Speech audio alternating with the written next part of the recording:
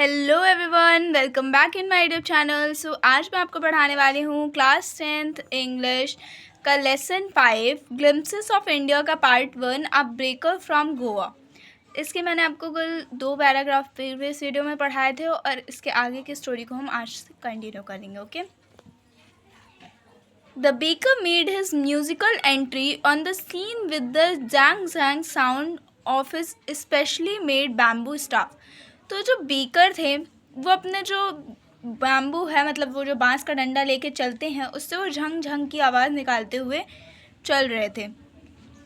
One hand supported the basket on his head and the other bang the bamboo on the ground. एक जो हाथ था वो sir पे जो उनकी बाल्टी रखी हुई थी, वो बन से भरी ब्रेड से भरी हुई, वो उसको संभाले हुए थे और दूसरे हाथ से वो उस बांस के डंडे को ग्राउंड पे, मतलब ज़मीन पे पीटते हुए बजाते हुए चल रहे थे, ताकि लोग उसे ख़रीदने के लिए आए और उन्हें पता चल सके कि ब्रेड वाले अंकल जो हैं वो आ चुके हैं, वो जो उनको बेचने वाले हैं वो आ गए हैं। ठीक है। He would greet the lady of the house with good morning and then place his basket on the vertical bamboo. तो वो पहले तो वहाँ पे जो मतलब ख़रीदने वाली जो एक महिला निकलती थी, तो सबसे पहले वो उनको गुड मॉर्निंग बोलते थे और उसके बाद वो अपने बैम्बू पे, मतलब उस बांस पे, वो उसको बास्केट को उतारते थे और उसको रखते थे। Wickets would be pushed aside with a mild rebuke and the loaves would be delivered to the servant. तो वो बताते हैं कि मतलब वो जो बच्चे थे उनको वो थोड़ा सा हटा देते थे पीछे की ओर, वो जो ब्रेड्स होती थी वो उनके घर के सर्वेंट को, मतलब उनके घर के नौकरों को दे देते थे। But we would not give up, लेकिन हम लोग तो हार मानने वाले बिल्कुल नहीं थे। We would climb a bench on the parapet and peep into the basket somehow. तो क्या करते थे, वो वहाँ पे जो बेंच रखी होती थी उसके ऊपर चढ़ते थे और चढ़ने के बाद टोकरी में झाँक झाँक कर वो उसको देखते थे कैसे भी करके। I can still recall the typical fragrance of those loaves. और उन ब्रेडों की जो महक आती थी वो उन्हें आज भी याद है। Loaves for the elders and the bangles for the children. जो वो ब्रेड होती थी वो बड़ों के लिए होती थी और उसके जो मीठे मीठे से साइड के किनारे होते थे वो बच्चों के लिए होते थे, जो रिंग जैसे, बैंगल मतलब कंगन की तरह दिखते थे। Then we did not even care to brush our teeth or wash our mouths properly. और वो कहते थे कि हमें इतना ज़्यादा वो पसंद था, इतना ज़्यादा प्यार था हमें उस चीज़ से कि हम ना अपने दांत मांजते थे ना अपना मुंह धोते थे, बस डायरेक्ट वहाँ पे भागते हुए चले जाते थे। एंड वाई शुड वी, और लेकिन हम ऐसा क्यों करते थे। Who would take the trouble of plucking the mango leaf for the toothbrush? तो वो कहते हैं कि इतना कष्ट कौन उठाए कि चढ़े, फिर वो आम के पत्तों को उठाए, फिर उससे वो दातून करे। And why was it necessary at all, और ये कोई ज़रूरी तो था नहीं। The tiger never brushed his teeth, और जो शेर होते वो भी कभी अपने दांत ब्रश नहीं करते, मतलब वो भी कभी अपने दांत मांजते नहीं हैं। Hot T could wash and clean up everything so nicely after all. तो कहते हैं कि जो गर्म चाय होती है वो अपने आप वैसे ही सब कुछ क्लीन कर देती है, साफ़ कर देती है। Marriage gifts are meaningless without the sweet bread known as the bol, just as the party or a feast loss is charm without bread.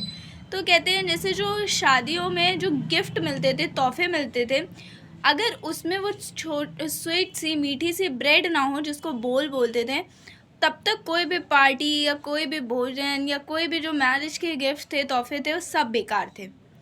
Not enough can be said to show how important a baker can be for a village. और एक गांव में उस bread वाले की, उस baker की, उसको बनाने वाले की इतनी अहमियत थी कि पूछो मत। The lady of the house must prepare sandwiches on the occasion of her daughter's engagement.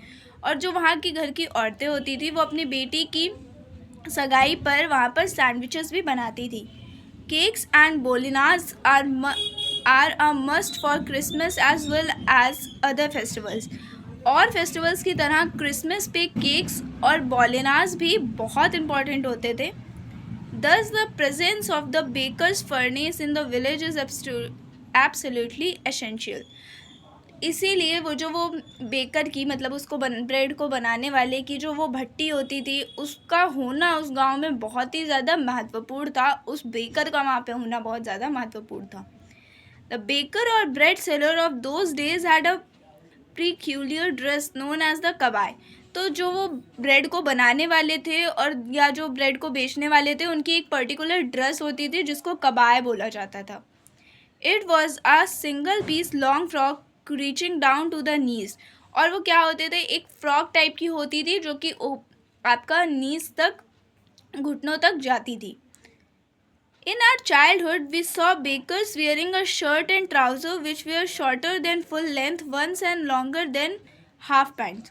तो वो देखते थे कि वो जो उसको बनाने वाले बेकर्स होते थे, उनकी ड्रेस ये होती थी कि वो एक शर्ट पहनते थे, एक ट्राउज़र पहनते थे, जो कि उनके जो हाफ पैंट की तरह ही होते थे, लेकिन हाफ पैंट से थोड़े लंबे होते थे और फुल लेंथ से थोड़े छोटे होते थे।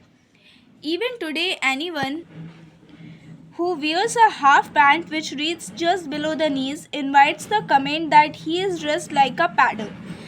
तो आज के टाइम पे भी बहुत से लोग जो ऐसे मतलब पहनते हैं कपड़े जो कि नीज से नीचे तक की पैंट होती है, ठीक है, उनको आज भी पैडल बोला जाता है, मतलब उन बेकर्स को पैडल बोला जाता था।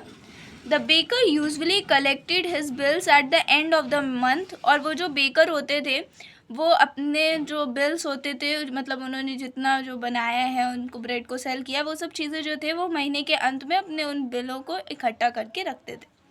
Monthly accounts use to be recorded on some wall in pencil. और किसी एक दीवार पर अपने महीने का पूरा जो हिसाब किताब था उसको वो पेंसिल से किसी एक दीवार पर लिख देते थे। Baking was indeed a profitable profession in old days. और ये बेकिंग का जो मतलब बेकरी का जो धंधा था वो पहले के टाइम पे बहुत ही ज़्यादा फ़ायदेमंद धंधा था लोगों के लिए। The baker and his family never starve. और लेकिन जो बेकर और उनकी जो फैमिली होती थी वो कभी भी भूखे नहीं मरते थे, मतलब उनके पास इनफ पैसा होता था। He, his family and his servant always looked happy and prosperous. और उनके जो नौकर होते थे, उनका जो परिवार होता था, वो हमेशा सुखी और वैभवशाली ही दिखाई पड़ता था। Their plump physique was an open testimony to this. और उनका जो मोटा ताजा सा शरीर था वो इस बात का स्पष्ट प्रमाण भी देता था। Even today any person with a jackfruit like physical appearance is easily compare to a baker. और आज भी बेकर के हैं या आप हलवाई मान सकते हो आज के टाइम पे, तो ये बोलते हैं कि आज भी जिसका जो बॉडी शेप है वो कटहल की तरह, जैक फ्रूट की तरह दिखता है, तो आज भी कोई लोग उसको बेकर से ही उसकी तुलना करते हैं। ठीक है, तो यहीं पे इस ग्लिम्सेस ऑफ इंडिया चैप्टर का first part a baker from Goa यहाँ पर एंड होता है। इसमें टोटल 3 पार्ट्स है। सेकेंड पार्ट का नाम है कुर्ग और थर्ड पार्ट का नाम है टी फ्रॉम आसाम। तो ये जो हमारा सेकेंड पार्ट है कुर्ग, इसको हम नेक्स्ट वीडियोस में पढ़ेंगे। तो वीडियो पसंद आया हो तो लाइक करें, शेयर करें और चैनल को सब्सक्राइब करना ना भूलें। मिलते हैं नेक्स्ट वीडियो में। Thanks for watching, bye bye.